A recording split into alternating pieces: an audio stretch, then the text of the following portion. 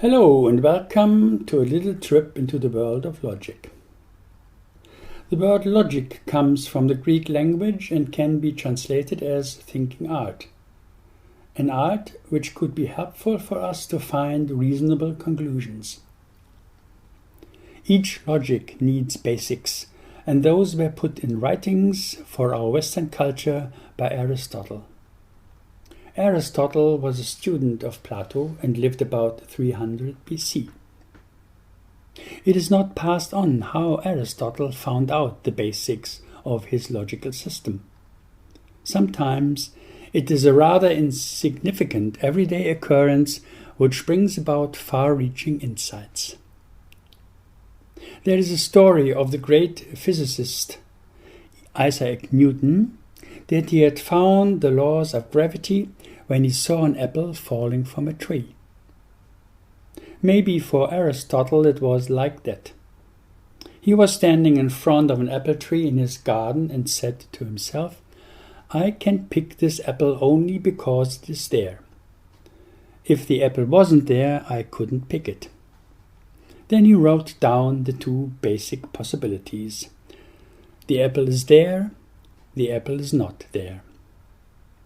And from that he concluded his third statement.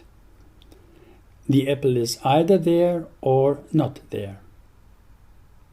The logic of Aristotle is based on the opposites of either or. There are only these two options. Any third option is excluded in the logic of Aristotle. Now let's have a look at the logic of Nargajuna, the famous Indian philosopher who lived about 200 AD.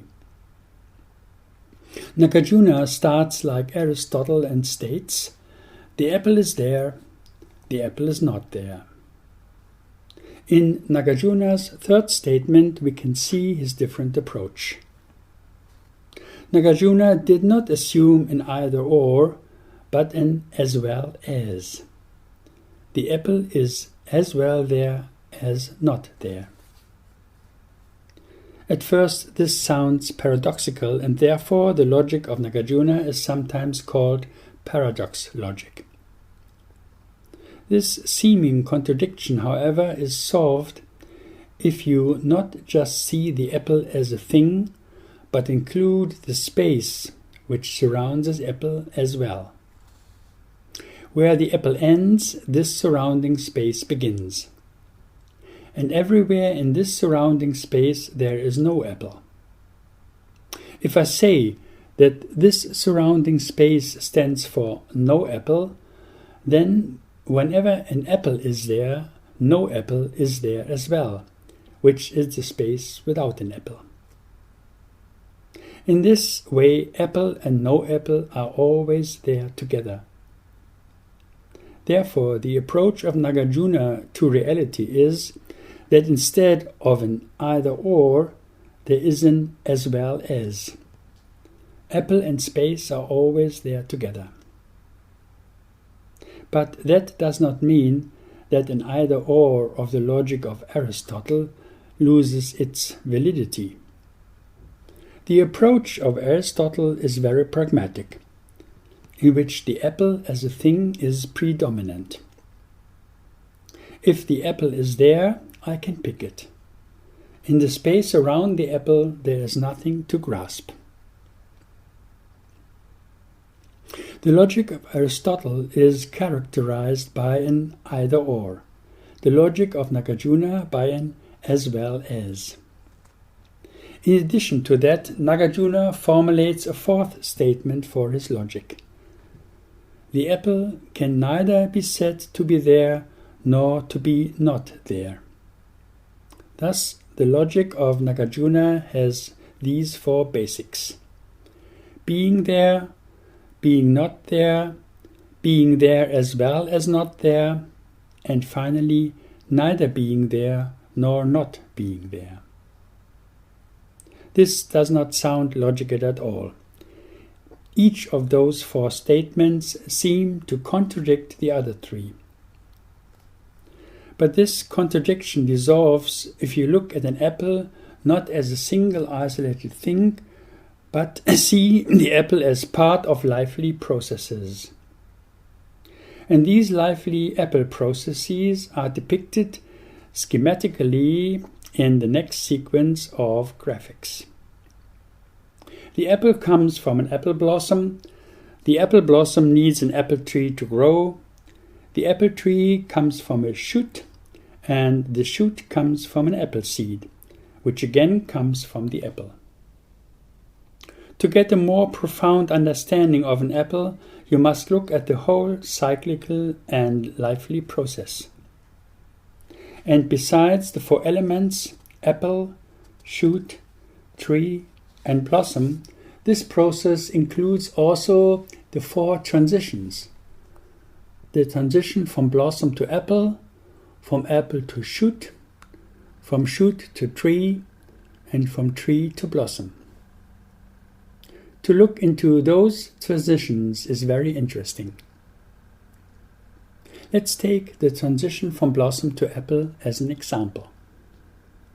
The apple can only be there when the blossom is not there anymore, which means that apple and blossom cannot be there simultaneously. During the transition from blossom to apple, there must be some kind of no man's land. This no man's land is characterized by not being a blossom anymore and by not being an apple yet. This aspect of the whole process is described in Nargajuna's logic in his fourth statement of neither nor, neither blossom nor apple. This aspect, this being in between, is depicted in two separate steps in my next graphics. As the first step, the blossom disappears in this not being a blossom anymore. And as the second step, the apple appears from the not being an apple yet. In these graphics you can see that this aspect of neither nor is like a source from which the apple appears after the blossom has disappeared into that source. During this transition there is neither apple nor blossom present. It is an essential aspect of the whole process, where nothing is manifested, nothing can be grasped. But at the same time, this aspect is like a source, a potential from which the apple manifests. Therefore, this aspect could be called not manifested potential. In the next series of graphics, I have also depicted the other three transitions in two steps. The apple with seeds disappears into the non-manifested potential and the shoot appears. This shoot again has to disappear to become an apple tree. And if the apple tree wants to appear with a blossom, it has to be an apple tree without a blossom before that.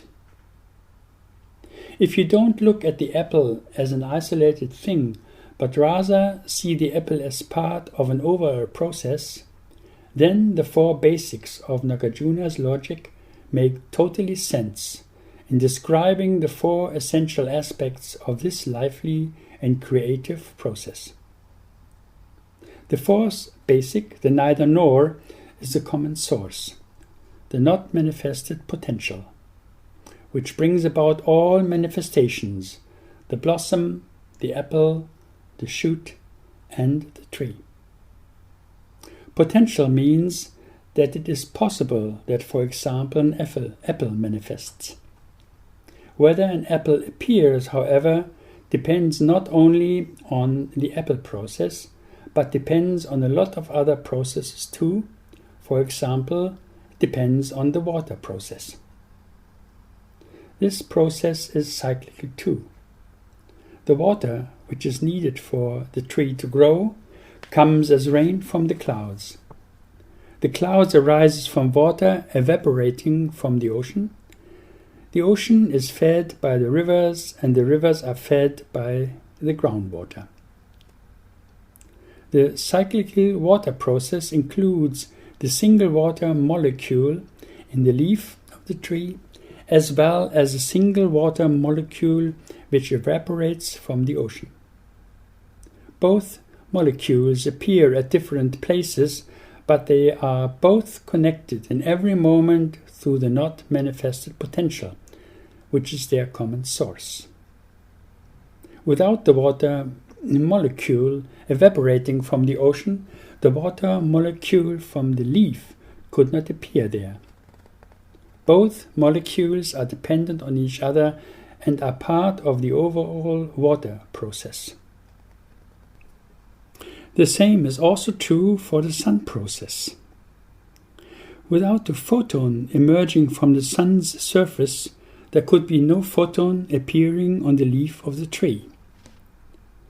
Thus, there could be no photosynthesis and therefore no growth of the tree. The way how the photon appears on the leaf is explained by many scientists as follows. The sun process produces a photon A, which then travels about 8 minutes with the velocity of light through space before it hits the surface of the leaf. This means that this photon A travels through space, and during this trip it stays the same photon A, which then hits the leaf of the tree. This is one possible explanation, but not the only one. If we apply the logic of Nargajuna, photon A vanishes into the not manifested potential immediately after it has arisen, and then appears as totally new photon B on the leaf of the tree. Here the photon A does not travel from sun to earth, but it animates a process which brings about the appearance of a new photon B on the leaf of the tree. This process is depicted in 2 steps in the following graphics.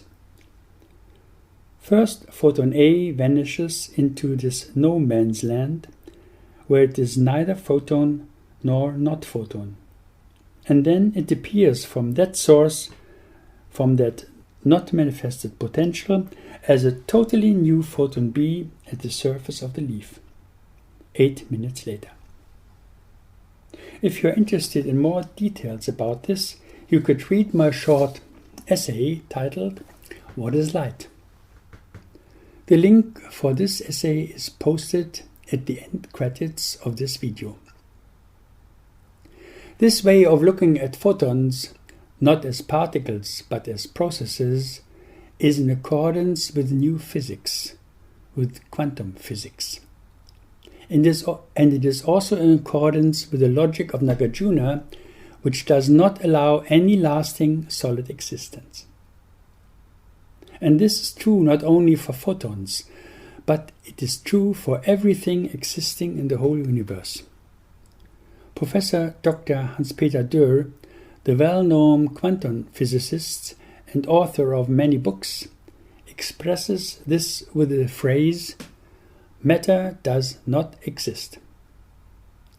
Therefore, every atom of the apple, every atom of the shoot, every atom of the tree, and every atom of the blossom continuously emerges fresh and new every moment.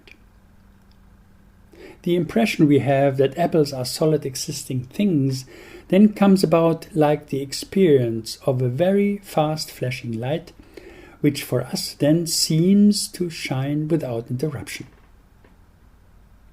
When we apply the logic of Nargajuna, we can understand that reality is not about solidly existing things, but about lively and creative processes. Nargajuna calls those processes dependent arising or emptiness. In the Buddhist tradition, this kind of dependent arising is sometimes described in terms of the 3 kaya processes. The not manifested potential is called Dharmakaya. The manifested aspect of dependent arising, like apples, blossoms, and so on, is called Nirmanakaya, and the activity between Dharmakaya and Nirmanakaya is called Sambhogakaya. All 3 kayas are 3 necessary aspects of the lively and creative processes, which are the reality we live in. We all are participating in this reality, which is more accurate than to say that we are part of that reality. Being part of could mean that the part could be separated from the whole. According to the logic of Nargajuna, we are never separated from that common source and activity, which is the essence of reality. Everything we are and everything we do is created from that source fresh moment by moment, and we can experience this freshness and appreciate it in every single moment of our life. To conclude our little trip into the world of logic, you could say that the logic of Aristotle is based on the solid existence of the world, for example, the world of solid things. This logic of Aristotle is helpful to handle our world in a very pragmatic way, but it is not helpful to get a deeper understanding about our lively world and about what we are as human beings fundamentally. Lama Govinda expresses this as follows. The logic of Aristotle is linear and one-dimensional. It cuts up the world with a knife of either or, and then tries to build up an abstract cosmos of conceptual terms from this dismembered body. End of quote. The logic of Nargajuna is based on lively and cyclical processes, which are called dependent arising.